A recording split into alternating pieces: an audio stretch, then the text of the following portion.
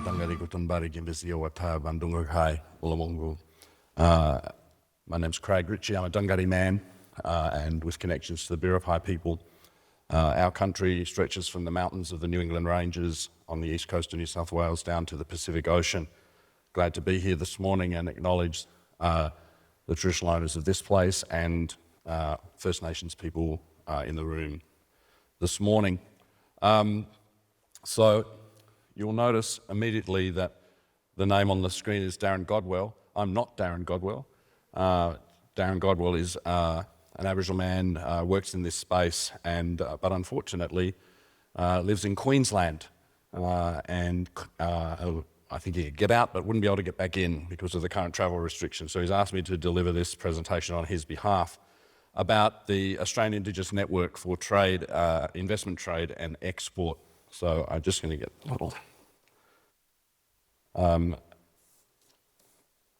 thinking about inclusive trade and Indigenous trade. So we asked the question, what are Indigenous interests in trade, investment and in exports? And first on the list, of course, and probably chief among them, I don't say probably, undoubtedly chief among them, is the need to make sure that we are building on and protecting Indigenous knowledges. The stuff that we know as First Nations people, the stuff that we draw, the information, the knowledge, the wisdom, the insights that we draw from our country is critical to everything that we do, including activity to further Indigenous interests in this space.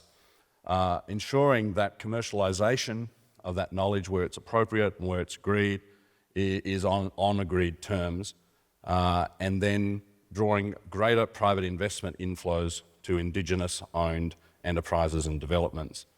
Darren and his network are crucially interested in supporting and supportive of Indigenous MSMEs as exporters.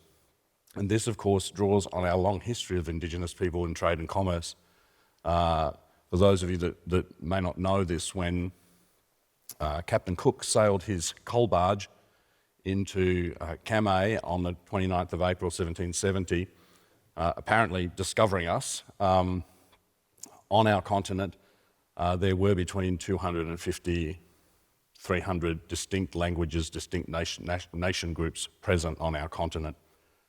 And so our peoples have had a long history of trade internally amongst other Aboriginal and Torres Strait Islander people, but also critically what you might say internationally with Macassans to the north of us.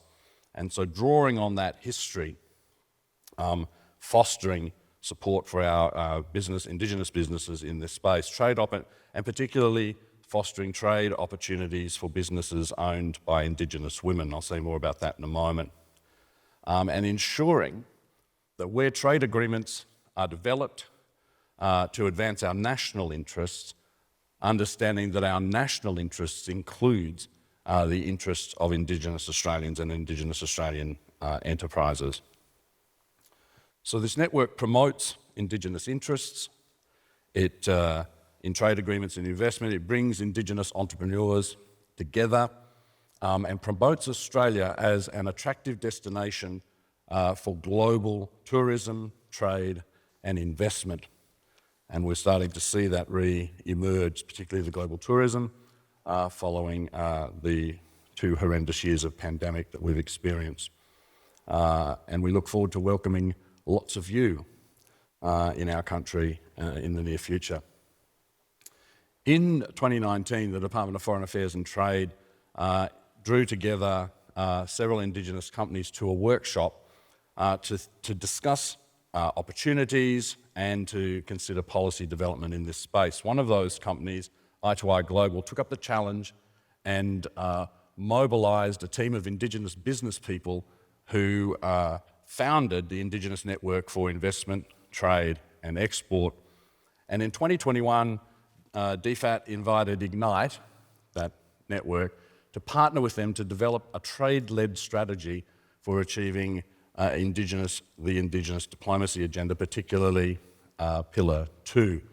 You can see an infographic that highlights the Indigenous diplomacy agenda that's being pursued through the Department of Foreign Affairs and Trade in Australia, covering those 4 domains, but particularly focusing this morning on the trade and economic policy, which is intended to maximise opportunities for Indigenous Australians, Indigenous Australia and Indigenous peoples in a globalised world. So, I Global was commissioned by DFAT to undertake some research to give us a sort of a snapshot and a picture of the state of play in relation to Australian Indigenous exporters. This publication is going to be released shortly, but we wanted to highlight this morning a couple of factors from that research. First of all, to highlight the fact that Indigenous companies are already exporters. They're already engaged in the international and global commerce and trade. A cohort of 24 Indigenous companies are already exporting goods and services. Figure 17 refers to the figure in the publication. There aren't 17 slides. Joined by 50 additional Indigenous-owned companies to see exporting as a part of their pathway to growth. Many of those companies will be part of Supply Nation, and we heard from the CEO of Supply Nation yesterday. Secondly, Indigenous women are leading in this sector at home. Well, what's to make somebody happy anyway? It is an amazing stat. It deserves a bigger noise than that, really. Thank you. That was 6 of us. Excellent. 54% were owned and led by Indigenous business women. And this is a significant characteristic of the Australian Indigenous export-oriented sector. And so, what were the conclusions of this research? First of all, the opportunities for Indigenous interests lie in a diverse range of areas as impact investors, interests and opportunities to increase direct foreign investment, export markets for Indigenous products, and particularly leading the charge is our Indigenous artists, known and loved around the world. And there's some significant work underway at the moment at home to make sure that we reduce and hopefully eliminate the trade in what's, in our casual speak amongst our community, we call fake art, but in policy language is to reduce inauthentic Indigenous art from proliferating. Thinking about carbon markets, thinking about large-scale renewable energy opportunities, opportunities around Indigenous botanicals and Indigenous to Indigenous trade. And so we're very excited, and Darren is very energised about the work that Ignite is doing.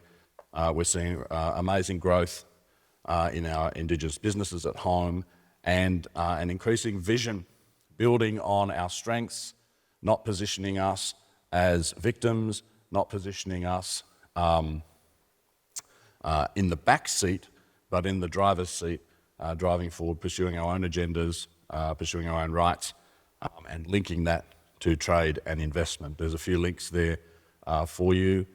Thank you very much for the opportunity to be here on Darren's behalf and present the wonderful work that they're doing, and have a good rest of the day. Marumbu.